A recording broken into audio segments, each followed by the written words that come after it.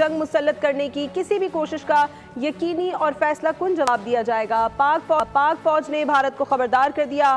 Army chief general Syed Asim Munir کی زیر صدارت خصوصی کور کمانڈرز کانفرنس ہوئی۔ آرمی چیف نے کہا کہ پاکستان کی مسلح افواج دفاع وطن کے لیے اپنی عوام کے ساتھ کھڑی ہیں۔ شرکا نے پہلگام واقعے کی آڑ میں سنتاس معاہدے سے انحراف اور پاکستان کے آبی حقوق کو غصب کرنا انتہائی خطرناک قرار دیا۔ کہا بھارت کے اس اقدام سے پورا خطہ عدم استحکام سے دوچار ہو جائے گا۔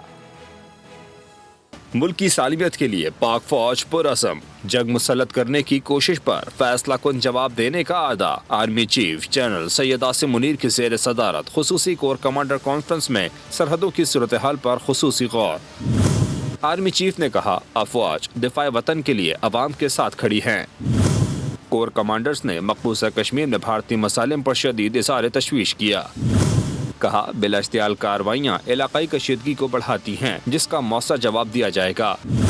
شرکا نے کہا بھارت اندرونی انتظامی ناکامیوں کو چھپانے کے لیے بیرونی معاملات سے کھیلتا ہے۔ 2019 میں مقبوضہ کشمیر کی حیثیت تبدیل کرنے کے لیے پلوامہ کا ڈرامہ رچایا گیا۔ پہلگام واقعے کا مقصد پاکستان کی توجہ مغربی سرحدوں اور اقتصادی بحالی کے لیے جاری کوششوں سے ہٹانا ہے، لیکن بھارت کو ناکامی اٹھانی پڑے گی۔